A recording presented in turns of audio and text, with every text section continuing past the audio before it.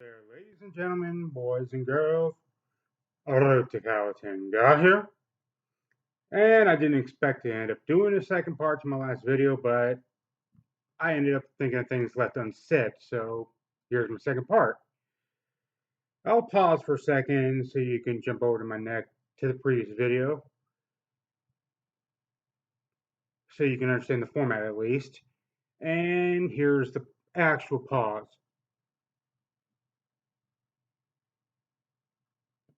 All right, welcome back if you have returned from the first video in this series, in this two-part thing. Pardon this, just got bored and you know, and getting the propage out of the way already. Okay, so let's begin. Things I learned through the different things I learned through the other sci-fis I ended up being a fandom of. First, let's show off with this. Go ahead, zoom in if you want, or you can trust that. My Firefly Serenity prop, a dog tag replicating the dog tags of Malcolm Reynolds. Yes. From Firefly Stroke Serenity, I learned something that is incredibly true to everyone, no matter your age, no matter your race, no matter your religion, or etc., etc. The thing I learned through Firefly Stroke Serenity, actually two things. Better make sure I show the palm, right? Or should I do it with these two fingers? Yeah, I think this would be more sick. First thing I learned through Firefly Stroke Serenity. The in the end of the day, at the end of the whatever you're dealing with, there's only you can only really trust you and yours. Meaning, take what Don Corleone said in Godfather, that whole keep your friends close and your enemies closer. Oh, great. Tried to sound Sicilian and I ended up sounding Irish. Sorry about that.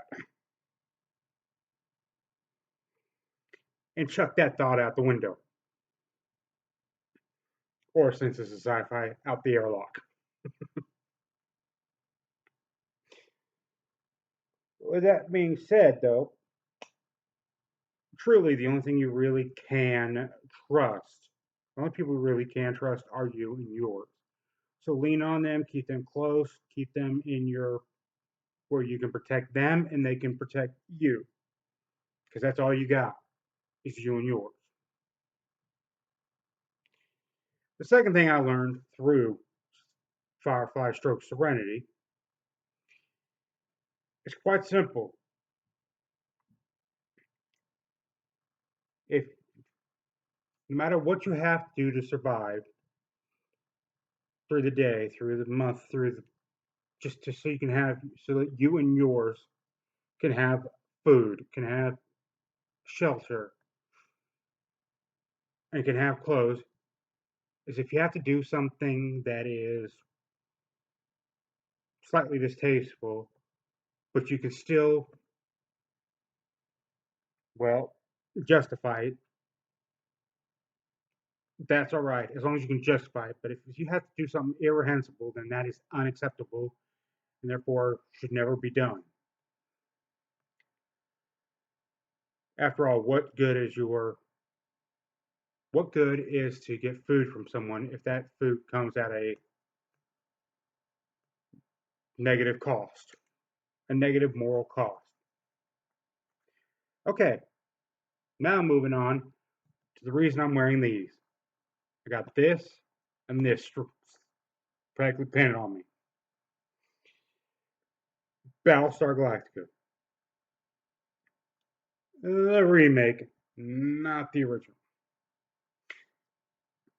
Sorry, I just can't get into the original version, but the remake I got into big time. And for previous videos, you know just how influenced by them I have become. And you know what? I'm just going to roll with the wash I'm getting here and probably there. Because apparently this camera just does not know how to deal with contrasting the way I want it to. At any rate, things I learned through Battlestar Galactica actually ended up influencing another video I posted called The Transcendent Articles of Faith in many regards because a lot of what they said is true to religion, and it helped me study it.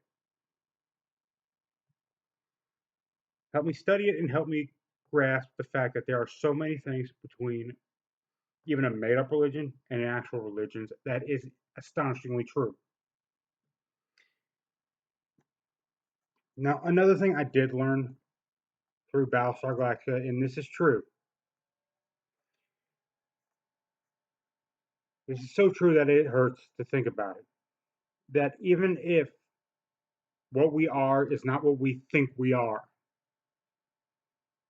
that does not change the fact that we need to be who we need to be at the day for ourselves, for our family, for our friends, for our community. We have to say, I'm making a hard choice to do good. And I don't give a damn about what my nature.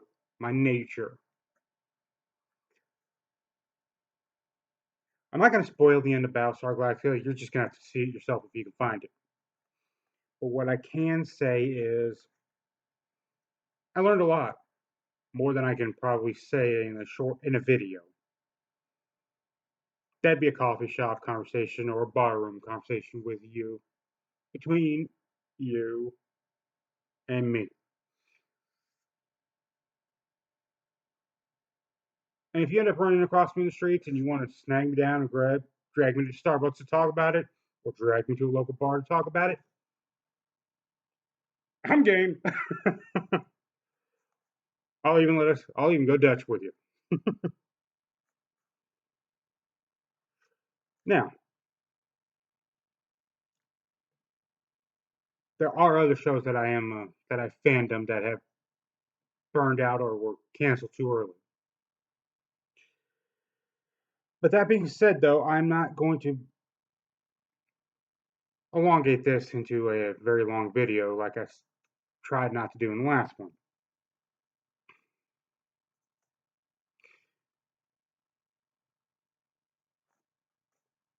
And I hope to God I may end up not going to find out part 3, but knowing me, I probably will. But